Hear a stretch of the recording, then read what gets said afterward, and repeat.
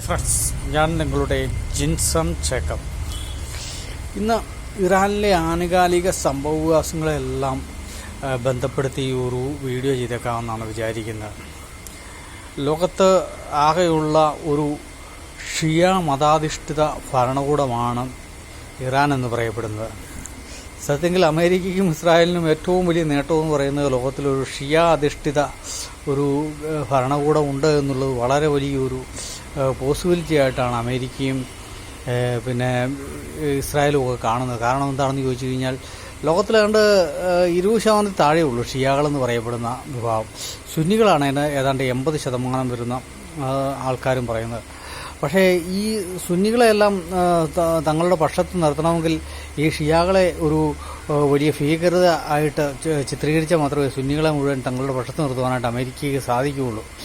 അങ്ങനെ സുന്നികളെ തങ്ങളുടെ പക്ഷത്ത് നിർത്തിയാൽ മാത്രമേ അവരുടെ എണ്ണയൊക്കെ കുറഞ്ഞ വിലയ്ക്ക് വാങ്ങിക്കാനും കൂടിയ വിലയ്ക്ക് വിൽക്കാനും ലാഭം ഉണ്ടാക്കാനും അവരുടെ ഇക്കോണമിയിലെല്ലാം എപ്പോഴും ഒരു നിയന്ത്രണം വെച്ച് പുലർത്തുവാനും തങ്ങളുടെ സാധനങ്ങൾ അമേരിക്കൻ സാധനങ്ങൾ ഈ സുന്നി രാജ്യങ്ങളെ കൊണ്ട് നിർബന്ധിച്ച് വാങ്ങിക്കുവാനും ഒക്കെ സാധിക്കണമെങ്കിൽ ഈ പറയപ്പെടുന്ന ഈ ഷിയാകളായിട്ടുള്ള ഈ ഇറാനെ എപ്പോഴും ഒരു ശക്തിയായിട്ടൊരു ശാക്തിക ബലചേരി പോലെ തോന്നിച്ചുകൊണ്ട് നിർത്തേണ്ടത് വളരെ വലിയൊരു അത്യാവശ്യമാണ്.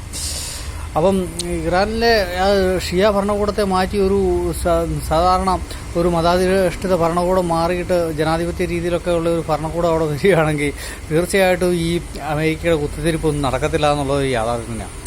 അപ്പോൾ അതിനുവേണ്ടിയാണ് അവർ ശ്രമിച്ചുകൊണ്ടിരിക്കുന്നത്. അതുകൊണ്ട് തന്നെ ഷിയ ഭരണകൂടം അവിടുന്ന് പോകാതിരിക്കാൻ വേണ്ടിയുള്ള എല്ലാ കളികളും സത്യത്തിൽ അമേരിക്ക നടത്തും. പക്ഷെ മുസ്ലിങ്ങൾക്ക് ഇതൊന്നും മനസ്സിലാക്കാൻ സാധിക്കാത്ത ഒരു അവസ്ഥയാണ്. അവർ പരസ്പരം അങ്ങോട്ടും ഇങ്ങോട്ടും ചിളിവാരി എറിഞ്ഞും തമ്മിൽ തല്ലിയും തങ്ങളുടെ എതിരാളികൾക്ക് അവസരങ്ങൾ ഉണ്ടാക്കി കൊടുക്കുന്ന ഒരു രീതിയിലാണ് ഇപ്പോൾ കാര്യങ്ങൾ പോകുന്നത്. സത്യത്തിൽ ഇപ്പോഴത്തെ കാര്യങ്ങൾ മനസ്സിലാക്കി കഴിഞ്ഞാൽ ഈ ഖമൈനി ഭരണകൂടത്തെ അവിടുന്ന് മാറ്റുക എന്ന് പറഞ്ഞാൽ ഒരു ചത്ത എലിയെ പിറക്കിക്കളയുന്ന ലാഘവത്തോടുകൂടി ഇസ്രായേലിനോ അല്ലെ അമേരിക്കയോ സാധിക്കുന്ന കേസേ ഉള്ളൂ. അതിന് മാത്രം വലിയൊരു സൈനിക ശക്തിയൊന്നും അല്ല.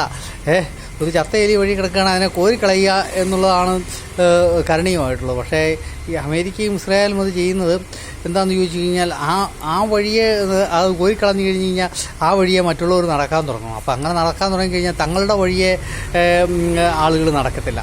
അങ്ങനെ കിടക്കുമ്പോൾ തങ്ങൾക്ക് കിട്ടിക്കൊണ്ടിരിക്കുന്ന ആനുകൂല്യങ്ങളൊക്കെ കിട്ടാതെ വരും. അതുകൊണ്ട് ഈ ചത്ത എലിയെ എപ്പോഴും അവിടെ തന്നെ കിടക്കുന്ന വിധത്തിൽ ഉള്ള ഒരു എലിയത്ത് അത് മാറിക്കഴിയുമ്പോൾ പിന്നെ അടുത്ത എലിയെ അവിടെ തല്ലിക്കൊണ്ട് ഇടുന്ന ഒരു അവസ്ഥയിലേക്ക് കാര്യങ്ങൾ പോകും.